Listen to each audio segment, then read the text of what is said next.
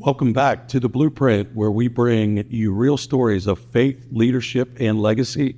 I'm your host, Chris Thomas. Josh Lowe, my co-host, is on hiatus again, but he will be back shortly with us.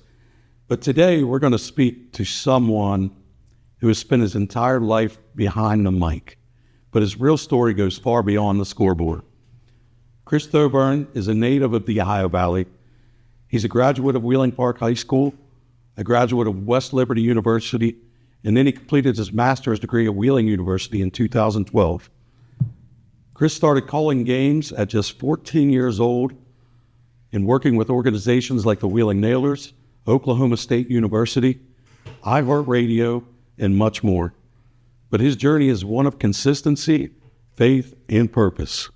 But what stands out most is not just Chris's resume, it's his heart for family, his commitment to his community, and his belief that we are called to love one another. Chris Thoburn, welcome to The Blueprint. Thank you so much for having me. I've been looking forward to this.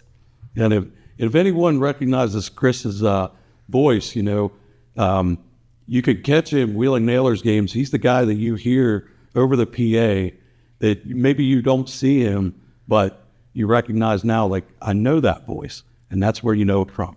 Yeah, it's an absolute honor. And, to be able to take over for somebody like David Flatley, who did it as long as he did. And he was somebody that I was able to walk up to at a very young age and say, hey, this is what I want to do when I grow up. Little did I know that I would be replacing him several years later. And like you mentioned in the beginning there, it's about the faith. It's about a journey. And it was just incredible that being this 14-year-old scared kid to talk to a professional PA announcer like Dave, and then one day, taking that job over when he retired, it was quite a blessing. Yeah, and Dave Flatley was a great guy, great voice of the Nailers for 20-some years. And, you really, when you thought Nailers, like, you knew that voice. And now, for the last couple of years, like, I recognize your voiceover, so you're synonymous with it. No, I appreciate that. Yeah. And like I said, Dave really was. And there's still a lot that I could text him to this day and be like, hey, I'm struggling a little bit with this. What do you recommend? And then being able to hear him on the mic too, and just kind of some things that come back, and just what a great mentor to have, and, proud to call him a friend too. Yeah, absolutely. So take us back to the beginning, Chris. How does a 14-year-old land a PA announcing job for Wheeling Park? Well, the teachers realized that I have the gift of gab. So that was the first thing. So we had to figure out a way to get me to stop talking in class and stop ending up in the principal's office. And I was obsessed with sports. If it was something in elementary school, I guarantee you it had a sports logo on it. So just kind of going back through things, Miss Ehlenfeld, now Mrs. Dillon, who is the TV and radio teacher at Park, I was very blessed to have her in my freshman year, and then come to find out, oh, hey, the Wheeling Park women's basketball team needed a PA announcer. So I said, hey, I know I'm young, but I would love to start this. This is why I'm in school, right? And just got that opportunity, and Miss I came to the first game and sat right behind me. And we had little did I know at the time it was a technology issue. I thought it was my voice. So here I am trying to enunciate, trying to pronounce as much as I can. Well, come to find out the mic was a little bit loose. But that was how it got started, is just realizing that I had the gift of gab, and I loved my sports. And it kind of goes back to even Dave Flatley, just listening to him. And I was like, man, I want to get paid to talk. So that was the short version on how that happened. That's a pretty amazing story, just to see it come full circle, where, you have Dave Flatley kind of like, right there as you're growing up and you're looking up to that, but also to channel something that was getting you in trouble, to turn it into your job, just talking, right? Yeah, it really was. And I think Miss I would be the first one to tell you, be like, yeah, he definitely talked a lot and asked the most questions in class. I drove her nuts a little bit, but she put up with me. So at what point did you realize that your voice could become your calling? So I think for me, it really came about after I was out of school, because for a while there, I was just doing stuff with Wheeling Park High School, and I thought, okay, maybe it's just because I'm here, I'm a student, I'm trying to learn.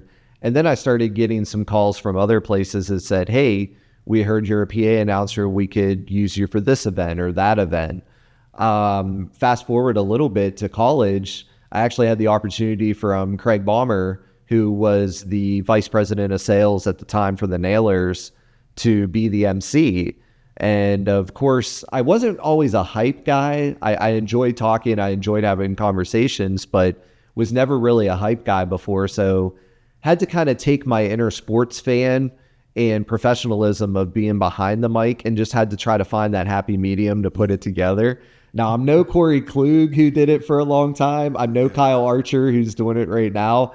Those two guys are just absolutely amazing at their craft. But, you know, I was able to get the crowd going every now and again. Yeah, I've never met Kyle Archer, but I know Corey Klug, and you know, Corey is pretty lively. He was all around that arena, and anytime you see him anywhere, really, he's got a lot of energy to him. So, you know, you're a Ohio Valley born and raised, went off for a while, came back, but you are rooted here, and we'll get more into that. But, you know, how did your environment here in the Valley shape who you are today?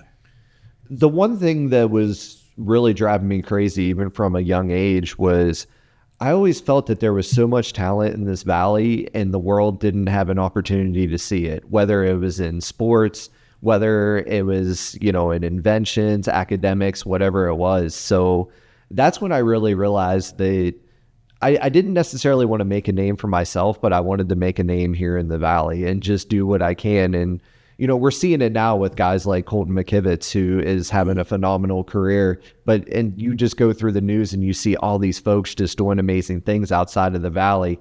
I really feel like the valley is starting to come up. And it was crazy because even when I got out to Oklahoma, you wouldn't believe that there were still some people out there who didn't realize West Virginia was a state. Yeah. So I see it often. Yeah, I had to kind of explain that when I was out there. And that part was really cool because while I was out there, we played teams, obviously WVU being in the Big 12. Mm-hmm. We played Penn State in soccer. We played Robert Morris in basketball, which that was a lot of fun because everybody's like, wait, where on earth is Robert Morris University? And I'm like, let me tell you about RMU. Pittsburgh.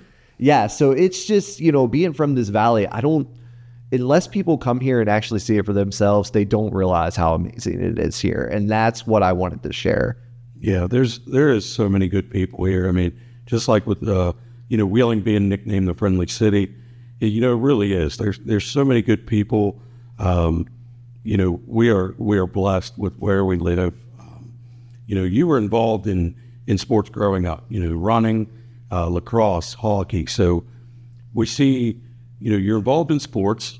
You know, get disciplined in school for talking, and who would have thought? You know, sports and talking, you've now mixed them. But how did those sports that you played build your discipline and your mindset? I think the biggest thing was, too, is the first thing was to not be soft. That when a coach might have been screaming at me, it's because that he saw something that maybe I didn't at a young age. And he saw the potential, or she saw the potential of what I had. And I just realized that even when my parents were yelling and screaming at me, it wasn't because they were trying to put fear into me. It wasn't because they were trying to belittle me. It's because they saw what I could have been. And so that was the first thing, was just to not be soft and then to listen to authority. And I had so much respect for my parents and everything, but I had a difficult time outside of my parents, you know, listening to other adult authority. So it made me find out real quick that, hey, when I leave my parents and I'm on the ball field or I'm on the ice hockey rink, my authority is my coaches. So I think that was the second thing, was just getting to know authority that wasn't just my parents. So you have had stops at places, Oklahoma State, West Liberty, Wheeling University. So we see local and we see bigger stages outside of this area. What did each level teach you? The biggest thing about Oklahoma State, it taught me about life. I knew going through school and stuff that it was going to be really hard to land a sports job in this area, just because we do have so much talent in the Ohio Valley, and the Ohio Valley does do a decent job of keeping that talent here. Yeah, you're going to have attrition everywhere you go. There's going to be people that's going to leave. There's going to be people that are coming back in. But there was so much talent in this valley, so I knew I wasn't going to land a job right away. I didn't expect to move halfway across the country. Never did I expect to end up in Stillwater, Oklahoma. But it really taught me a lot about life. And once again, just to be tough, just to actually get out there on my own. Like, yeah, my mom might have been a phone call away, but she was also 16 hours away if I needed something. So it really taught me real quick to be able to get up and grow up pretty quick, and also made me discover that I do not like tornadoes. There was plenty of them out there when I was there, and I'm like, I knew going out there that it was a stepping stone. I knew I wasn't going to settle down in Oklahoma, and it was no disrespect with Oklahoma State University. If something would have presented itself, I would have opened my eyes to it, but my whole goal was to get back to the Valley. Yeah, so T-Boone Pickens Stadium, the home of Oklahoma State football, big difference than West Liberty's football field, right? It really was, and just some of the opportunities that I had down there. I got to call the all 6 Oklahoma State high school football championships down there, and actually had the blessing and the opportunity to PA a Bedlam game down there because the main PA announcer was out sick.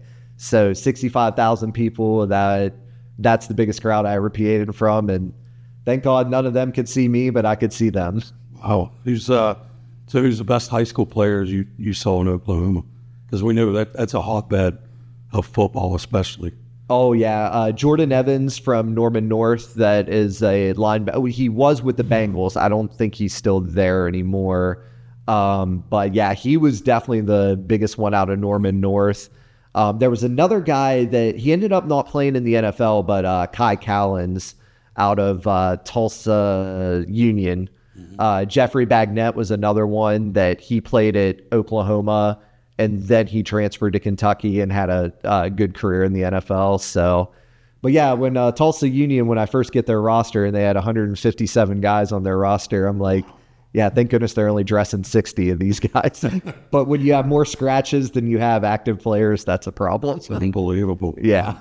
So, you've also been part of major sporting events such as the NCAA Women's Tournament, which we just saw wrap up. You've been part of the Big 12 tournament. What was it like being part of those major events like that? It was just, I was taking everything in. Obviously, I knew I was there to do a job, but just taking everything in and just thanking God for the opportunity that I got to do that. I mean, how many people can say that they got to interview Brittany Griner and, Kim Mulkey and some of the big names down there? And WVU, it was the Big 12 tournament. They were in the finals. Unfortunately, they did get beat by Baylor, but just to be able to be down there and kind of have that connection back home that WVU almost pulled it off. And then the Women's College World Series was another thing that just had the opportunity to work. It was just as simple as taking the athletes from the locker room to the interview room and back. But girls like Lauren Chamberlain, who had a phenomenal career at Oklahoma, and just being able to just sit there and have a regular conversation with her, it's like, this is awesome. Yeah. So just took a lot of that in. So, you've worn a lot of hats. I mean, just in this small time of talking, we're covering, you've been a broadcaster, you're a sales director, that you've worked with Otahart, account executive. How do you navigate those transitions of wearing those different hats? I think the biggest thing is just building relationships with people, and that's what's made it so easy for me. And just kind of transitioning to, oh, hey, I was no longer with the Nailers. This is what I'm doing now. Also, just being very involved with my family. My brother's got his name on a lot of stuff. Wherever I can step in there and help them out. But yeah, a lot of it is just being very organized. Calendars are huge. Yeah, definitely none. Yeah, because everything is color coded, especially with all the different sports I'm involved. It's like, okay, wait a minute. Yellow is the Nailers, green is Wheeling University. That's where I always know where I have to be. So a lot of organization. So is there a moment that you were behind the mic in your career so far, your young career, that has gave you chills? Yeah, there's been so many. I mean, the biggest one is honestly the first game behind the mic at the Nailers. I mean, it was just a preseason game, but knowing that this is what I wanted to do, and because I would, a lot of people would tell me, they'd be like, "Oh man, we'd love to see you on ESPN, or we'd love to see you with the Pittsburgh Steelers or something." And I said, "Hey, I appreciate that, and the fact that they're going to take the time to give me that compliment, I really appreciate it." But the thing is, it's like when I just settled into that booth, it's like I'm home. Yeah. This is what I wanted to do, and because I wasn't even going to put in for that job at first, because you can't replace Dave Flatley. You still can't. I mean, I'm in my 4th year here, but you still can't replace Dave. So it was a surreal moment, but that first game and then the first ever home opener we got to do, it was just, everything just fell right into place. So you have worked with teams like the Wheeling Nailers, the Carolina Cobras of the National Arena League Football, Traverse City Beach Bums. You've been around, and what separates those that succeed in sports from those who don't? You got to be able to do anything. And, there's been times as a director that, I've really paid attention to interns to see, okay, who wants to be here, or who's this, oh, hey, I have to have an internship, I'm going to mark this off. I really noticed that. And, there's been times where I've heard interns say that, oh, well, this is just busy work. And I said, it might seem that way now, but wait till, when I interned with the Nailers, I go back to Craig Baumer. I probably annoyed him because I would do those things, but then I would also ask him, okay, hey, what about this? Whether it's a game ops question, or what about this? Whether it was a ticket sales question. Ask questions. Get internships, whatever it takes, just get your foot in the door out there. I think the biggest mistake is a lot of these kids, I was one of them, I'm not going to lie, think they're going to come right out of school and then get that first major position. No, more than likely, you're going to start in an entry-level game ops position. You're going to start in an entry-level sales position. Whatever you get, take it and run with it. That's what I did at Oklahoma State University. I was making $8 an hour. $8 an hour. Trust me, I didn't move halfway across the country because of the money. I moved because I'm like, this is what I want to do. I want to get established in sports, and then I want to move back home. Mm-hmm. Yeah, everything begins with a step. You're not just walking into the glory right off the bat. It's right. You were runner-up, for the East Coast Hockey League Executive of the Year. I mean, that shows, your commitment even to your hometown team, to be up for an award like that. What did that season teach you about leadership there? The biggest thing is not get upset and not to react. Just really look at situations. I need to go back to that too. So that 2015-2016 season, yeah, I was up for that award, but it was a total team effort because we just blew it out of the water with ticket sales that year. DJ Abasella was media relations director of the year. But the commissioner of the league at that time, Brian McKenna, he congratulated the Allen Americans, who had just won their 3rd straight championship. But he even stopped and said, let me tell you about the season that the Wheeling Nailers had.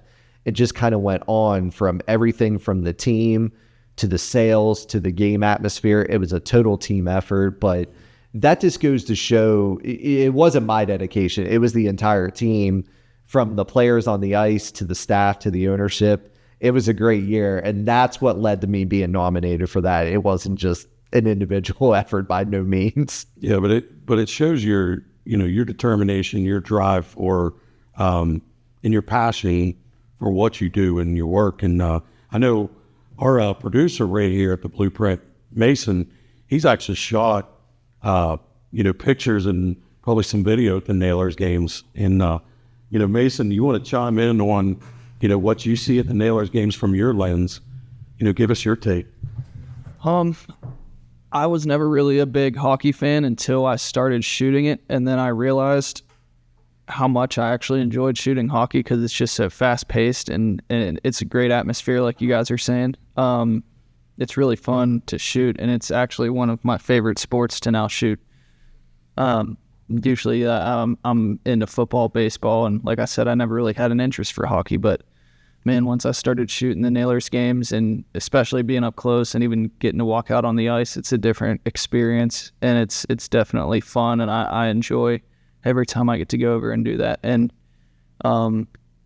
any way you can get the fans to want to be there and participate, I highly encourage you guys to go out and check out a Nailers game and try to make as many as you can, because we have a minor league sports team right here in Wheeling, West Virginia, and not every city in the country gets to have that type of luxury. So appreciate it while it's here. Hopefully it stays here for a very long time, but don't be like wishing it was still here if it's gone. Appreciate it while it's here, and make it out to a game and enjoy it while it's here. Yeah, I agree. I grew up with the Nailers when it was the Thunderbirds back in the day, and we are so blessed to have this team here, over 30 years now. But if nobody's been to a game or you haven't been for a while, I would strongly encourage it. My daughter doesn't play hockey. She loves going to the games for, there might be Harry Potter themed night, the Mario Brothers night, pro wrestling night, where they set up a ring and have wrestling out in the lobby. There's just the marketing team there, the management, people clear up to Red that owns it. It's just, we have such a good team around that team that makes it all happen, and yourself included, Chris. It's just, bravo to all of you. It's great. But, let's talk another award you've received. You made the President's Club at iHeartRadio. That's no small feat. What is your mindset when it comes to sales and performance that allows you to make something like that happen? I think as well as I do, every day in the sales field is not the same, and it's an ever-changing economy. And I was very blessed for that year. It was a great year, and I wish I could say that I was still performing to that level, and it just hasn't really gone that way for me. But a lot of it too is just no stone unturned, and that's just the biggest thing. And it's just having conversations with people, and not only do I feel like I have a lot of resources that I could offer personally, but if I don't, I know people that can. And that's just where it is if I see somebody starting a new business, it's like, hey, let's have a conversation. Oh, hey, so-and-so could help you with business cards. We could help you with advertising. They could help you with real estate. It's just, I'm always going back through that. And it's like, okay, who could help this person? It's not just, okay, what can I do to help them, but what other resources do I have to help make them successful? So, what has been your toughest season, either personally or professionally, and how did you push through it? Yeah, definitely 2023, definitely one of the hardest times in my life. And career-wise was going really, really well. And then did just a lot of string and bad luck. Unfortunately, my wife and I suffered a miscarriage. It was pretty early in the pregnancy at that time. It was still really tough. But then she got pregnant a second time, which we were ecstatic and ready to go. We had actually gone on vacation, and when we got back, we were going to be able to find out the gender, and unfortunately, we had miscarried again. Didn't realize that it was also twins, so it, back-to-back miscarriages, and just sometimes when you feel like you're really high up on that pedestal, you just kind of get knocked down pretty quick, and we just had to come together as a family and got closer to God. And for a very, very long time, we were just trying to figure out, what God's plan was for that. And to this day, I don't think we've still got a direct answer, but it just wasn't in His timing yet. Yeah, no, and I'm glad that you touched on that. And I had no idea that you and your wife had went through that. But here on the Blueprint, I firmly believe in, we talk about God's blessings, and we talk about also, we go on the mountaintops, but we also go through valleys. All of us do. And you gotta praise God in that valley just as you do on the mountaintop. And that's where we miss a lot. we thank him for, when we're up here, but we're not praising him when we're here. We're asking for help.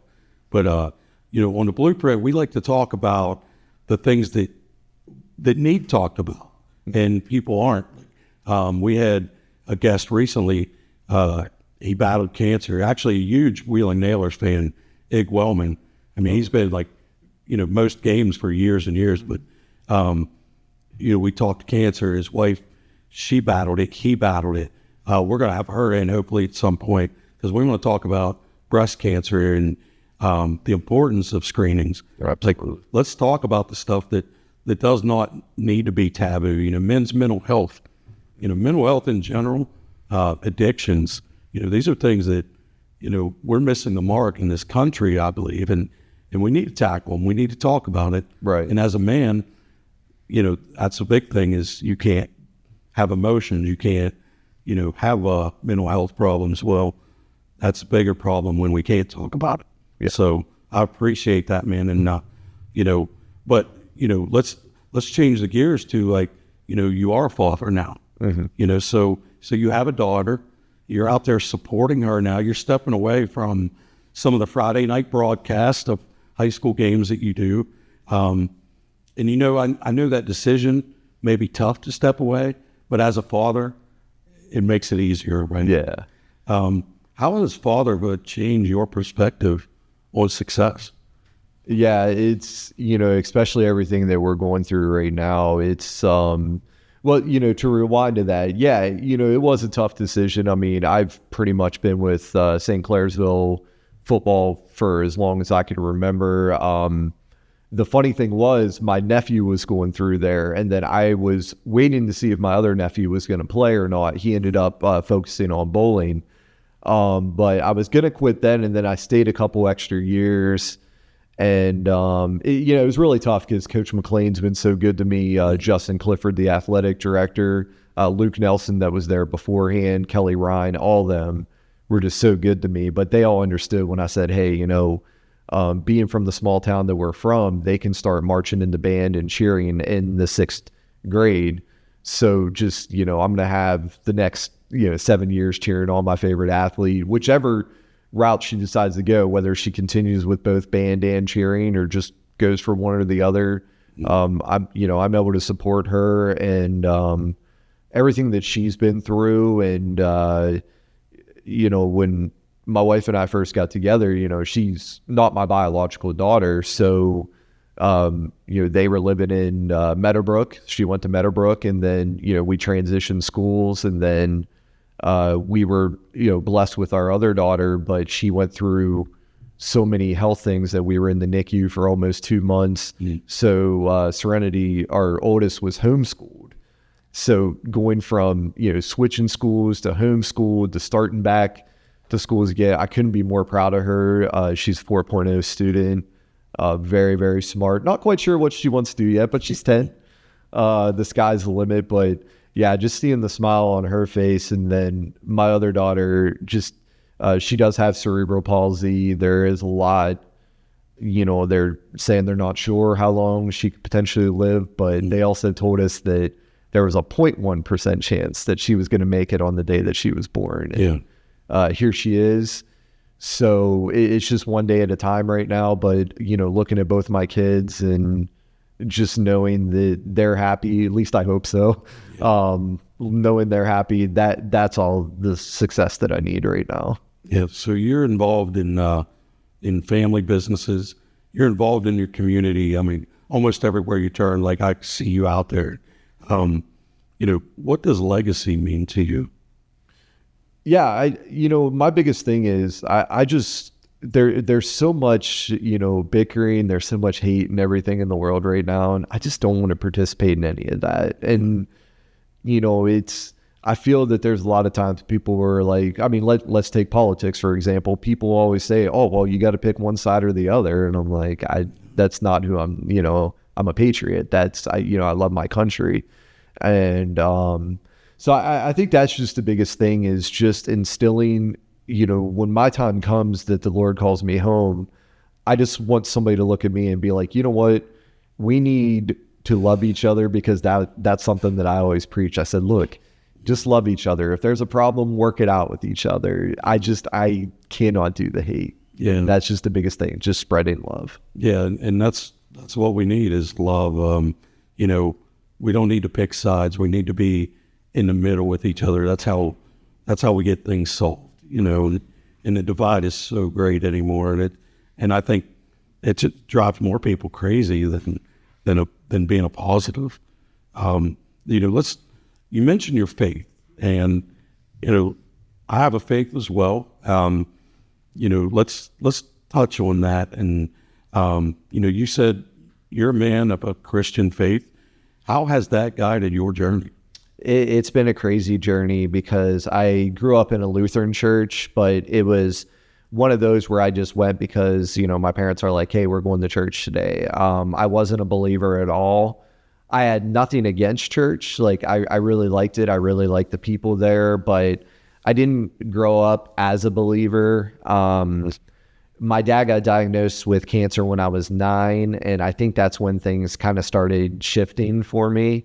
I noticed my parents praying a lot more outside of church, because at that time I thought prayer was only something you did in church. I didn't realize that, oh, hey, we can talk to God anytime that we want. Mm-hmm. Fast forwarding a little bit, my father had passed away and just had a divine appointment with the Lord, and just it came at a youth retreat of all things. It wasn't even a regular church service, and just had this moment with God. And that's when I realized that he is real. And ever since that day when I was 15, September 16th, I'll never forget the date.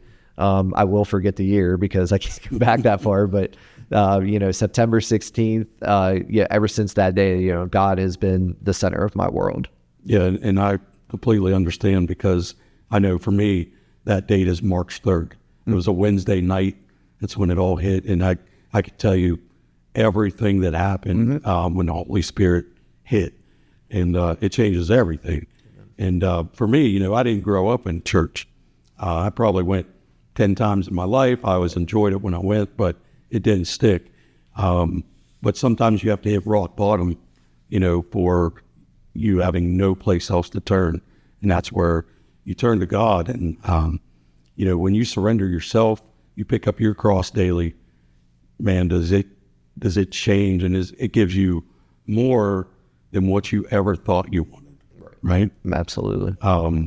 It's actually just a phenomenal story when you get that, and the peace that you feel, the joy that you feel that you've never felt, with anything else. So I know what I'm talking about, because I get it. We talk about love. What does loving everyone look like in real life, not just words? It's not just the the lovey-dovey, oh hey, we're always here for you. I mean, sometimes it has to be tough love. And my brother Rod is one of the best ones when it comes to tough love, because there's never not been once that he hasn't loved me, but there's been times where he's had to be tough on me, and I didn't take it offensive, because I'm like, this is the type of tough love that I needed at this moment. Mm-hmm. And for him to be somebody that's looking down from a 30,000 foot view, but realizes from that 30,000 foot view that, oh, this is what my younger brother, this is the advice, and this is the tough love that he needs right here. So it just goes back to just not only helping people in need, but maybe even making somebody realize that, hey, this is what you got to do, or this is the way that you look at it. So it's not always just being there for somebody in tough times and good times. It's also inflicting that tough love sometimes, because that's how we're going to learn. That's how we're going to grow. I mean, yeah, let's face it, not everything's going to be sunshine and rainbows. We know that about life. We would love it to be that way. But when it's not those sunshine and rainbows, that's when you really got to know you can still do things out of love. You just might have to be a little tougher when you're spreading love. So, I sit here and talk to you, and you remind me of Nehemiah.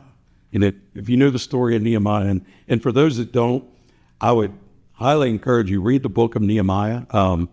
Any CEO, any successful military, they have based their business off of the book of Nehemiah because it's the ultimate leadership story. Nehemiah is building something meaningful while staying committed to the mission despite the distractions they're having. But Nehemiah builds up the people before they can build the walls.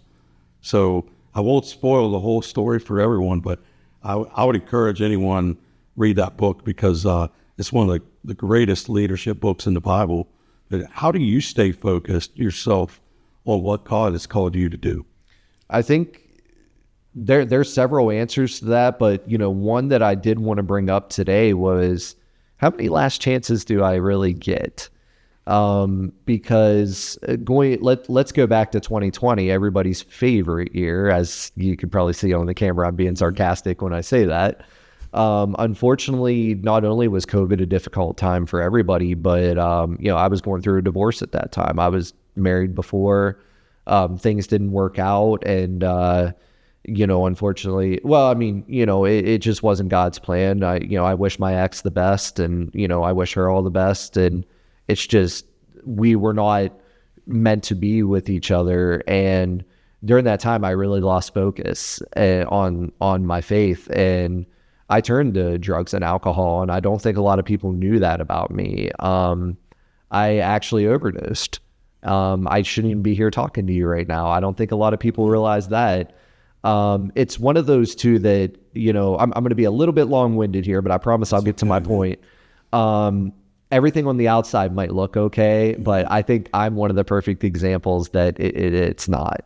People always tell me, oh, hey, you seem to have it together. No, I don't. No, I don't. But let me tell you on this, it was like I turned the wrong way. I was done. And then by the grace of God, somebody just happened to come through my door when I did that, and I was able to be saved. Unfortunately, that didn't wake me up enough. I was still doing the same stuff, missing work, calling off work because I would be so messed up. And then, God just got a hold of me again. So to answer your question, one of the biggest things is the fear that if I mess up, is this the last time that I messed up? Am I on a direct path to hell, or am I going to have time to repent? So a lot of it has just been, really turned into him because he does love us and he wants us to turn to him. So that was also number 2, is just listening to his word. He wants to have a relationship with us. So when God wants it, I want to answer back. So there's so many different reasons why I reach out to him, but those were the main 2. It's just like, if I mess up so bad, is it my last chance? But the biggest thing is he just wants a relationship with us, and I want that relationship with him. Yeah, I would have never guessed, for you, as far as I know you, to ever be into drugs or alcohol. And you're exactly right. What people see on the outside is really only 10% of who we are. Right. Because, people say the same thing to me. Like, they think I have it all together. They think, that they just see me. They see my picture out there, my face out there. And, but sometimes within, I walk through valleys the same as anybody else. I battled depression, battled anxiety, things like that. And really, God changed it all. That's exactly where it all came from. And that's why, I love to surround myself with people like you and, people like others that don't judge, because I know now that I'm starting to open up about that. So that was from 2020 almost all the way through 2023. It was when I found out about my youngest daughter, Kelsey, being on her way, was when I really got my stuff back together. So actually it was April of 2024. So this went on for almost 4 years. And I think a lot of people, even though this has been over 2 years ago, I think a lot of people still, well, the fact that you did it, I just don't want anything to do with you. And that's fine. If people want to judge me from my past, that's okay. I understand. And I understand that I did a horrible thing. And I understand that I got very lucky that I didn't end up in jail. To talk about that too, that's something that God really, blessed me with, is when I decided to go down this wrong path, and instead of turning to him, turn into the alcohol or turn into the drugs, I never got in a car and drove. I did everything right there at my house. So that's just something that even in my rock bottom point, God was still looking after me, even though I had walked away from him. Yeah, that's so good. You know, we can walk away, but he doesn't turn his back on us. Yeah. You know, one of my biggest influences is Ed Milet. I don't know if you ever listened to him. I know Mason, our producer, is a big fan as well. But he's my absolute favorite too. Yeah, That's awesome. And Ed Milet is very Christian based, but he's one of the biggest leadership powers in the world. And one of the things he talks about is you never know how far you will go when you only have one more day. Mm-hmm. You know, if you knew you had one more day, how would you spend it? And he talks about with his dad having cancer, and his dad says, well, I'm going to fight this for, you know, one time, and that's it. I'm not going to go through all the radiations and chemo and all this. And he fought it for like 8 years, you know, through proton therapy, radiation several times, chemo several times, because you can say that, but until you're faced with it, you know, that if you have one more day, like how much are you going to go? Right.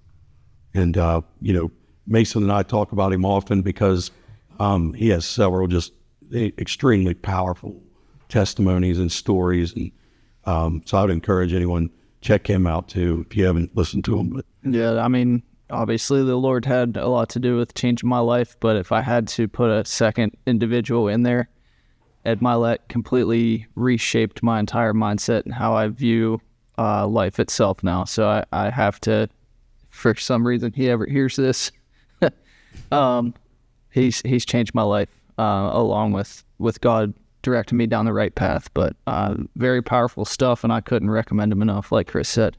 yeah, it's the same with me. I mean, I've been blessed to see him speak in person a few times, listen to his podcast regularly, and it just really does something to me every time I listen to him and kind of get fired up to think, no, I can do this. Like, you can't beat me. Just the mindset he sends with me. So rapid fire questions. These are fun, they're personal. All right. Let's see what you got. Love it. And favorite place that you have ever called a game? Favorite place I've ever called a game? Oh my goodness. I've had so many fun ones. I would probably have to go back to that Bedlam game, Oklahoma State, Oklahoma football. And then I hate that both are there, but I can tell you what, I'm just going to be, you know, predicting here. There's going to be one coming up here that I'm going to be pretty excited to do here soon, because let's just say the Wheeling Nailers are playing extremely well. Yeah. But both of them would be at Oklahoma State. It was that, and then actually getting to call one of Brittany Griner's last ever basketball games. That was really cool. So, dream event for you to announce? The Olympics. I would love to do the track and field for the Olympics. One word to describe the Ohio Valley? Beautiful. What's your pregame routine? Usually get my coffee. Always need a coffee, get a little extra. I call it my wake-up juice. Mm-hmm. And also I do a honey tea, listen to some music, get some good music going. I don't really have a specific song. I just have a lot of songs on my playlist, and whatever the playlist song's on, go for it. And then go up, talk to Mr. DJ, get my scratches, any extra pronunciations or anything, especially when you get some of these Russian guys. It's like you could write them out, but it's like, all right, I just need to be sure this is how you say it, and then go down to my booth and go to work. You know, with this pregame routine, and I'm going to come shadow you sometime, and I want to go for it. I want to just walk behind you and see the life in a day of Chris Thoburn, or a PA guy that he's getting his coffee, he's getting his music on, he's getting a tea, he's getting the scratches for the game. Like, I want to see kind of where that comes together.